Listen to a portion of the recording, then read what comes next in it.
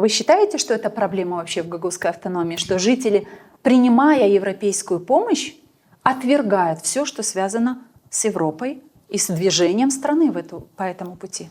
Ну, давайте скажем, когда это началось. Это ведь началось, давайте мы скажем про работу исполкома прошлых созывов, когда европейские проекты приходили, а о них не говорили. На уровне исполкома региона. Наши партнеры. Не говорили. Мы вспомним программу САРТ, потом был СЛП-программа, где очень большие средства были вложены Европейским Союзом, но региональная власть об этом не говорила.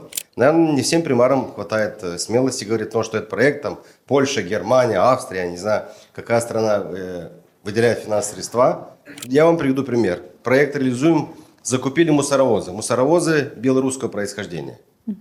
На них стоит этикетка, что средства выделены европейской страной энной.